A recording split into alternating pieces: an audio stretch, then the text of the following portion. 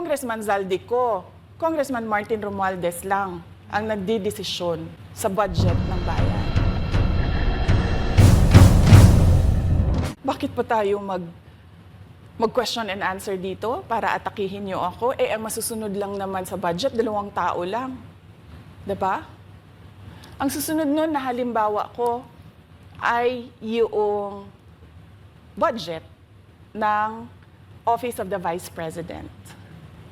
Kung makikita nyo, September 2023, merong lumabas na press release ang Makabayan Bloc. Sabi nila, may meeting kami with Congressman Martin Romualdez. Pinag-uusapan namin ang pagtanggal ng confidential funds. September yon.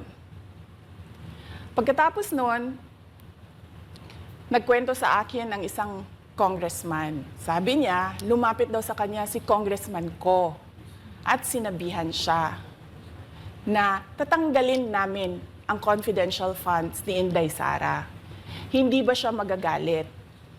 Ang sagot naman sa kanya nung kaibigan ko na congressman, alam mo, si Inday Sara, walang pakialam sa pera yan. Magtatrabaho yan kahit anong budget. Alam niya yan. Dahil alam din niya, limitado ang pera ng gobyerno. Kaya magtatrabaho yan. Trabaho lang ang gusto niyan. Sinabihan siya. Inulit pa niya yung tanong. Tinanong niya yung congressman, sigurado ka ba na hindi magagalit si Inday Sara? Sabi niya, hindi.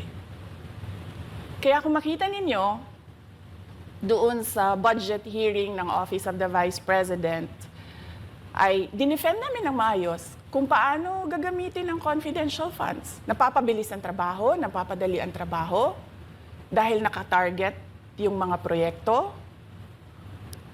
Pero pagkatapos nung plenary namin sa House, ay kaagad na lumabas, di ba? Walang 2 oras lumabas ang statement ni Congressman Zaldico. Ano sabi niya?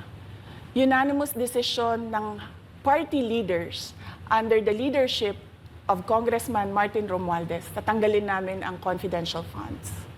At para hindi halata na inaatake nila ako, tinanggalan din nila yung mga iba pang mga departments ng kanilang confidential funds. So nakikita nyo, gumulong ang Makabayan Bloc kay Martin Romualdez.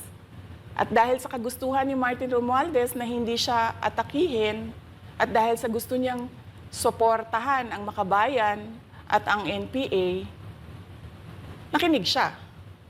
At ang ginawa niya, tanggalin yung budget. Alam na nila kung anong gagawin nila bago pa kami pumunta sa plenary ng House. Hindi ko alam yon.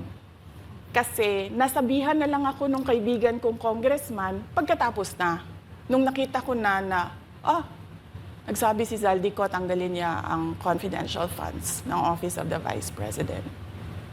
So doon ko na lang naintindihan na aatake sila gamit ang confidential funds. Dahil sumunod nun, October, ay merong dated na October na audit memorandum ang Commission on Audit. Tapos meron silang October 3 na audit memorandum ang Commission on Audit. So sunod-sunod yun, makita mo. Naglabas ng press release ang Makabayan, nag-defend kami ng budget namin, nagsalita si Zaldico, lumabas ang mga AOM ng COA, September, October. Kaya yan din yung rason. Nung nakita na namin at na-confirm namin doon sa audit memorandum ng COA na ito na yon, confirmation ng pag-atake. Kasi hindi pa kami confirm doon sa unang tanggalin namin yung confidential funds sa OVP. Ang confirmation namin, noong nagba-budget hearing sila, at doon sa budget hearing, tinatanong nila, may AOM na ba? May AOM na ba? At nakita namin lumabas na. Yun yung confirmation namin na ito yung pag-atake. Kaya nung fourth quarter ng 2023, hindi na ginamit ng Office of the Vice President at ng Department of Education ang confidential funds. Kasi sabi ko sa kanila, kahit gaanong tamang gamit natin dyan, gagawan nila ng mali yan. Bubutasin nila yan at aatakihin tayo gamit ang confidential funds. At ang patotoo nito, kung makita ninyo, noong House hearing, noong August 27, 90% ng mga tanong, confidential funds. Kahit na 2024 at 2025, wala ng confidential funds ang Office of the Vice President. So yan yung explanation ko, mahabang explanation ko. Bakit pa tayo mag-question and answer? Para atakihin ninyo ako? Tapos, alam naman nating lahat. Congressman Zaldico, Congressman Martin Romualdez lang ang nagdidesisyon sa budget ng bayan. Madam Vice President, it seems na there's this great plan against you talaga to destroy you. And speaking of plan, kasi during the budget hearing po, may nagsabi kasi doon ng let's stick to our plan. And you also called that person po. Can you po share about this po? Ano ba tong plan talaga nila during this budget hearing? Oo. Doon sa budget hearing na nangyari noong August 27, nakita nyo na meron na silang nakahandang PowerPoint presentation, meron na silang nakahandang audiovisual presentation, meron na silang nakahanda na script na binabasa. At yung isa pa nga na congresswoman na sabi niya, wala akong panahon. Basta mahaba ito. Hindi ko mabasa letter per letter. Pero kung makita mo, may nakahanda siya na mga sagot sa mga sinabi namin sa Commission on Audit. Legal points na sinabi namin sa Commission on Audit. Bakit napakadelikado ng ginagawa na kinukuha ang mga dokumento ng hindi tapos at hindi final na audit. So kung makita mo, ganun yun, nakahanda sila. Makikita natin na let's stick to our plan at atakihin natin ito siya. Walang kinalaman sa kanyang Office of the Vice President 2025 budget proposal, kundi lahat ay may kinalaman sa confidential funds na matagal nang may kaso, 3 pa nga ang kaso sa Supreme Court, matagal nang pinapa-audit nila at nagko-cooperate kami doon sa audit. Kaya makikita ninyo kung ulit-ulitin natin yung nangyari noong House budget hearing noong August 27. Meron silang plano na gamitin yon para siraan ako. At hindi lang sila tumitigil dyan. Kung makita ninyo, ngayon naman nasa DepEd budget sila ng pagsira ng pangalan ko. Kahit wala akong kinalaman doon sa mga observations ng Commission on Audit, sinasabi nila na kasalanan ni Inday Sara yan.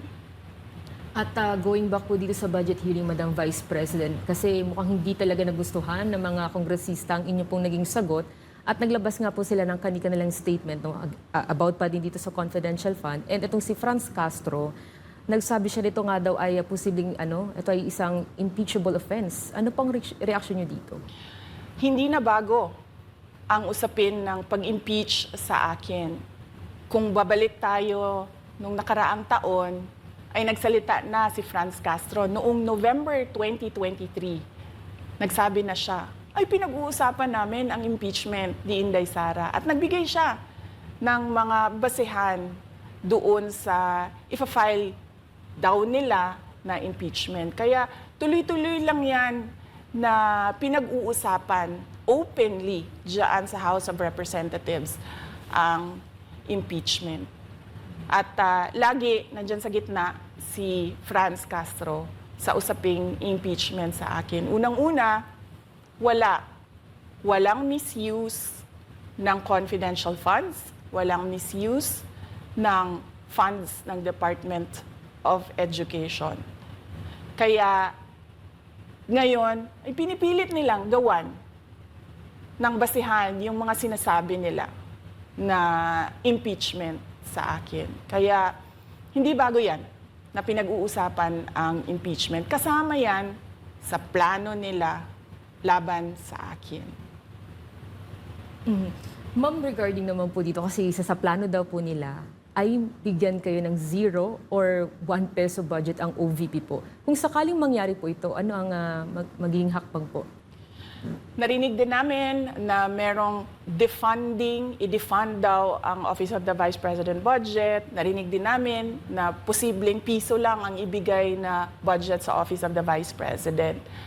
Handa ako sa Office of the Vice President na magtrabaho kahit walang budget. Maliit lang yung opisina namin, maliit lang yung operations namin, kaya kayang-kaya namin na magtrabaho kahit walang budget. Alam naman namin na kapartiyan ng pag-atake. Kaya kami, tutuloy-tuloy lang din kami sa kailangan namin gawin para sa bayan. Madam Vice President, panghuli na lang po, no? Sa kabila po ng nararanasan ninyo na pag-atake, kaliwat kanan, at ang kalagayan po ng ating bansa, ano po ang inyong mensahe sa ating mga kababayan? Unang-una mensahe ko sa ating mga kababayan, huwag silang magpadala sa ingay ng politika. Kung makikita natin sa kasaysayan, lagi talagang inaatake ang Vice President dahil siya yung tinitingnan ng mga tao na baka magiging sunod na presidente. So lahat ng mga gustong tumakbong presidente ay uunahin nila atakihin talaga ang Vice President. Kaya huwag sila magpadala sa ingay ng paninira at politika. Pangalawa, isa-isahin nila ang bawat papel sa budget ng 2023 at 2024 at 2025. At pangatlo, kailangan magkaisa tayo na tumulong sa mga nangangailangan. Dumadami ang naghihirap ng mga pamilya. Dumadami ang nakakaranas ng gutom. Kaya kaya kami tutuloy din ang trabaho namin kahit walang budget. Dahil alam namin na yan yung pinaka-importante sa ngayon. Na matulungan yung mga kababayan natin na naghihirap at walang makain. Yan yung totoong problema ng bayan natin. Once again, ma'am, maraming salamat po sa pagkakataong pinagkaloob niyo po sa amin at nabigyang linaw po ang mga isyong ngayon na headlines po sa iba't ibang media. Maraming salamat po ni Madam Vice President. Thank you very much. Shukran.